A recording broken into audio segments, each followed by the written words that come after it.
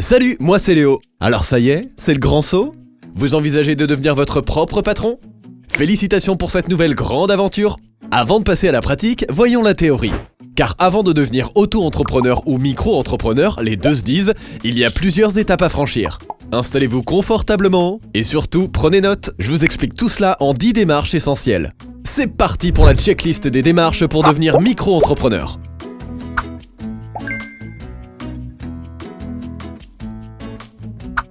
Agent commercial, artisan céramiste, futur dog-sitter, graphiste ou développeur web à votre compte? Quel que soit votre projet, avant de remplir votre déclaration de micro-entrepreneur en ligne, vous allez devoir vous fixer sur la nature de votre activité. C'est l'étape numéro 1.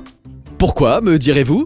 Eh bien c'est très simple, ce choix est primordial, il influencera le plafond autorisé de votre chiffre d'affaires annuel. En fait, la nature de votre entreprise impactera votre fiscalité, mais aussi vos revenus et vos cotisations sociales obligatoires. Ça y est, vous êtes fixé? Ça ne devrait pas être trop compliqué. Mais c'est important pour la suite. Car selon votre activité, vous devrez ensuite vous immatriculer et déclarer votre micro-entreprise au bon endroit. Il y en a 3, notez-les bien. Les commerçants doivent déclarer gratuitement leur activité au registre des commerces et des sociétés, qu'on appelle aussi RCS. Les artisans doivent se déclarer au registre des métiers. Les professions libérales, elles, se déclarent à l'URSSAF. Des particularités existent pour les artisans commerçants ayant une double activité et les professions indépendantes. Renseignez-vous bien. Si vous êtes salarié à mi-temps ou étudiant et que vous envisagez un complément de revenu grâce à votre micro-entreprise, des dispositions particulières s'appliquent. Et si vous vivez dans les départements du Bas-Rhin, du Haut-Rhin et de la Moselle, des particularités peuvent s'appliquer. Renseignez-vous directement sur guichet-entreprise.fr, un guichet en ligne pour toutes vos formalités.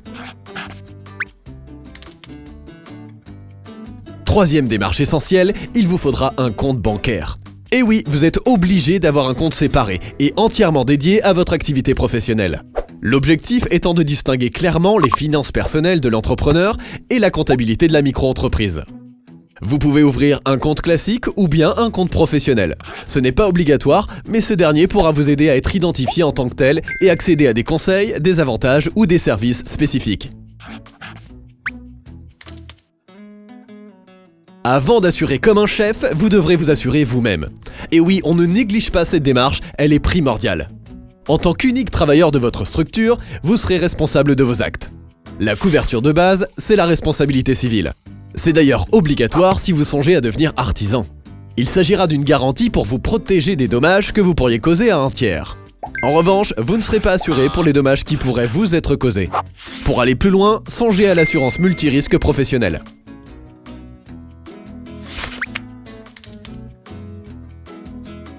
Tant que nous y sommes, ça vous dit aussi de protéger vos biens? C'est une étape qu'on oublie facilement. Mais comme je suis sympa, je n'oublie pas de vous donner ce conseil essentiel. Si vous êtes propriétaire de plusieurs biens immobiliers, effectuez une déclaration d'insaisissabilité. Oula, c'est pas évident à prononcer, insaisissabilité.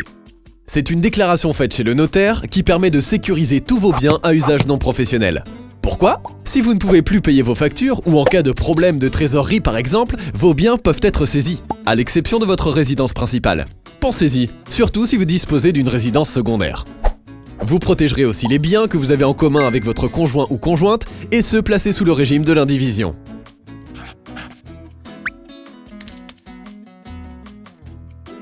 Ça va? Vous suivez? Allez, on y est presque.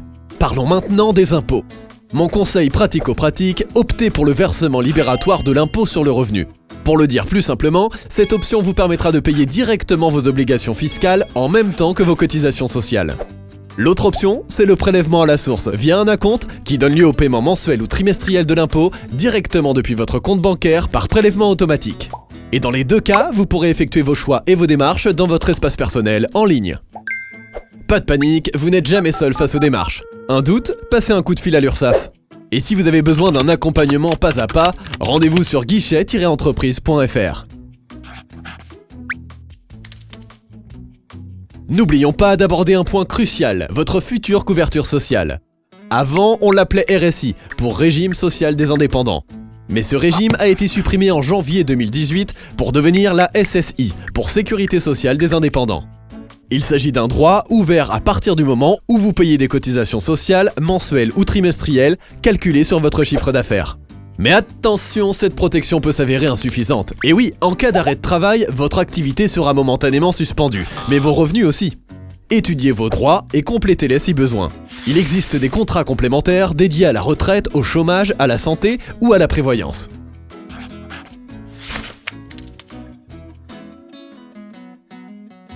Enfin, pensez à l'ACRE, aide aux créateurs et repreneurs d'entreprises. Ce dispositif gouvernemental permet d'aider les nouveaux micro-entrepreneurs en devenir, comme vous. L'aide vous permettra de bénéficier d'une exonération partielle de cotisations sociales la première année. Pas mal, non? L'objectif étant bien sûr de vous donner un petit coup de pouce au démarrage en allégeant vos charges sociales. La première année est souvent signe de dépenses importantes pour se lancer.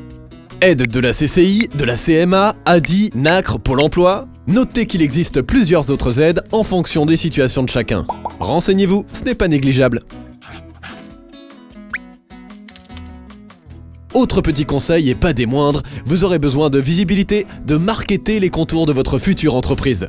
Songez donc à créer une page sur les réseaux sociaux si besoin et à lancer votre site internet pour vous positionner sur le marché.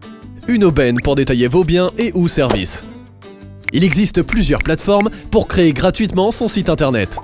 Mais pour lui donner un ton plus professionnel ou si vous envisagez de lancer une marque, achetez votre nom de domaine. Et pour assurer vos arrières, si vous lancez une marque, songez à la déposer auprès de l'INPI, l'Institut national de la propriété intellectuelle. Même démarche si vous souhaitez breveter une idée. Si vous envisagez de devenir prestataire de services et d'avoir une activité professionnelle en ligne, comme graphiste ou développeur web, il faudra travailler votre personal branding. C'est le marketing de votre personne.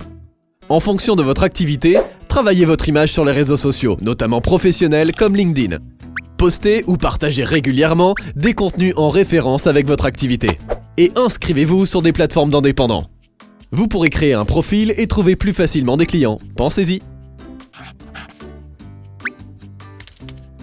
Ah, j'allais oublier, devenez un super-héros du tri, du rangement et des pochettes plastifiées. Car vous devrez conserver tous les documents légaux. Une gestion impeccable et de rigueur, et ce, même lorsque l'on est micro-entrepreneur. Sachez par exemple qu'il est obligatoire de tenir un livre de recettes. Il permettra de retracer toutes les recettes encaissées au cours de l'année avec le détail. Allez, on récapitule. Devenir micro-entrepreneur, c'est assez simple, mais on ne néglige pas certaines démarches importantes, comme choisir la nature de son entreprise et l'immatriculer correctement. Ouvrir un compte bancaire dédié, s'assurer et protéger ses biens immobiliers non professionnels, cocher les bonnes cases sur son espace personnel en ligne pour le paiement des impôts, et étudier attentivement ses besoins en termes de couverture sociale. Enfin, on ne passe pas à côté de l'ACRE. Pour aller plus loin, trouver des prospects et des clients, on travaille l'image de son entreprise, voire son personal branding.